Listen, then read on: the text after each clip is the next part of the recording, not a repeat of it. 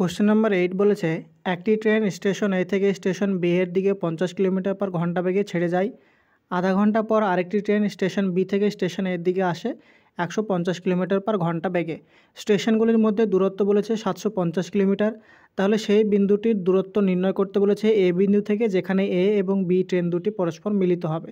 তাহলে এখানে আমরা যদি দুটো স্টেশন ধরি, একটা স্টেশন যদি এ ধরি এবং একটা যদি বি ধরি, তাহলে এ স্টেশন থেকে যে ট্রেনটা যায় তার গতি হচ্ছে 50 কিলোমিটার পার ঘন্টা এবং বি স্টেশন থেকে এই স্টেশনের দিকে যে ট্রেনটা আসে তার গতি হচ্ছে 150 কিলোমিটার পার ঘন্টা।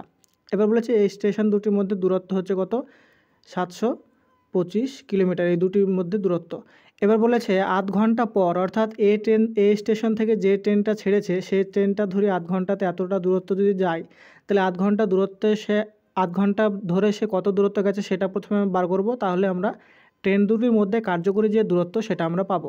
তো এ স্টেশন থেকে যে ট্রেনটা ছেড়েছে তার গতি হচ্ছে 50 কিলোমিটার পার ঘন্টা। তাহলে 1 ঘন্টা যদি 50 কিলোমিটার যায়, তাহলে সেই ট্রেনটি আধ ঘন্টায় কত কিলোমিটার যাবে? 25 কিলোমিটার যাবে। তাহলে আধ ঘন্টা পরে এই যে দূরত্বটা আমরা পেলাম সেটা হচ্ছে 25 কিলোমিটার। তাহলে এখন এ ট্রেন থেকে ছাড়া, এ স্টেশন থেকে ছাড়া এবং বি স্টেশন থেকে ছাড়া দুটি ট্রেনের মধ্যে কার্যকরী দূরত্ব কত আছে? টোটাল দূরত্ব ছিল 725 কিলোমিটার, কিন্তু আধ ঘন্টা পরে সেই দূরত্বটা হয়ে গেছে কত? 700 কিলোমিটার। যেহেতু 725 থেকে আমাদের 25 কিলোমিটার দূরত্বটা বাদ দিতে হবে, তাহলে এখন তাদের মধ্যে কার্যকরী দূরত্বটা আছে 700 কিলোমিটার। এবার যেহেতু বলেছে দুটো ট্রেনকে একসাথে আমাদের কনসিডার করতে হবে, তাহলে আমাদেরকে দেখতে হবে যে এখানে আমাদের দুটো ট্রেনের আপেক্ষিক গতিবেগ কত। এবার আমাদের দেখতে হবে যে এই স্টেশন থেকে এবং বি স্টেশন থেকে যে দুটি ট্রেন আসছিল তারা পরস্পরের বিপরীতমুখী।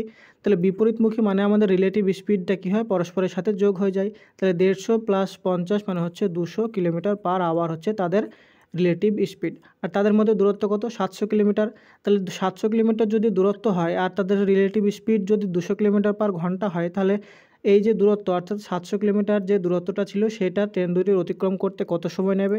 তাহলে টাইম ইজ ইকুয়াল টু আমরা কত পাবো? Distance divided by speed. তাহলে এটা কত পাবো আমরা? উপরে দুটো শূন্য নিচে দুটো শূন্য যদি কাটি, তাহলে এটা হবে 7/2 আওয়ার্স, অর্থাৎ 3.5 আওয়ার্স এইটা হবে।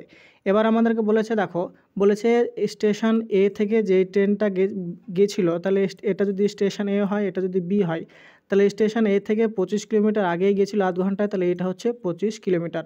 এই 25 কিলোমিটার বাদ দেওয়ার পরে এই যে আমরা জায়গাটা দেখতে পাচ্ছি, এটা যদি পি নাম দিই আর এটা যদি কিউ নাম দিই, তাহলে পি এবং কিউ এর মাঝে কোনো একটা জায়গায় ট্রেন দুটি পরস্পরের সাথে মিলিত হবে।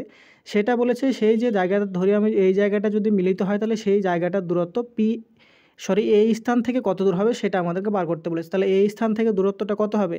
সেটা নিশ্চয়ই স্টেশন থেকে যে ট্রেনটা যাবে সেই ট্রেনটা মিলিত হওয়ার আগে পর্যন্ত কত দূরত্ব অতিক্রম করবে সেই দূরত্বটা যদি বার করি, তাহলে আমরা এই স্টেশন থেকে সেই দূরত্বটা কত, সেই বিন্দুটার দূরত্ব কত যেখানে ট্রেন দুটি মিলিত হবে সেই দূরত্বটার সাথে সমান হবে। তাহলে স্টেশন থেকে যে ট্রেনটা গেছে সেটা প্রথমে গেছিলো 25 কিলোমিটার, তারপরে কত দূর গেছে, তারপরে তাদের রিলেটিভ স্পিড দিয়ে আমরা 7/2 ঘন্টায় কত কিলোমিটার গেছে সেটা আমরা দেখব। তাহলে প্রথম যে ট্রেনটা তার গতিবেগ ছিল 50 কিলোমিটার পার ঘন্টা, তাহলে সে 7/2 আওয়ারে কত কিলোমিটার গেছে? তাহলে তার গতি যদি 50 কিলোমিটার পার ঘন্টা হয়, তাহলে 7/2 ঘন্টায় সে কত দূর যাবে? তাহলে এটা 2 দিয়ে কাটলে হয় 25, আর 7কে 25 দিয়ে গুণ করলে এটা হয় আমাদের 175। এইটা হচ্ছে 175 কিলোমিটার। আধ ঘন্টা যাওয়ার পরে সে আবার 175 কিলোমিটার যাওয়ার পরে ট্রেন দুটি একসাথে মিলিত হয়েছে। তাহলে এ স্টেশন থেকে টোটাল দূরত্ব কত হলো? আমাদের আগে দূরত্ব ছিল 25 কিলোমিটার, আর এখন আমরা পেলাম মিলিত হওয়ার আগে সে গেছে 175 কিলোমিটার। তাহলে টোটাল দূরত্ব কত হবে? এই স্টেশন থেকে সেই বিন্দুটার দূরত্ব যেখানে দুটি ট্রেন পরস্পরের সাথে মিলিত হবে সেই বিন্দুটার দূরত্ব হয়ে যাবে 200 কিলোমিটার, যেটা অপশান নাম্বার বি হয়ে যাবে সঠিক উত্তর।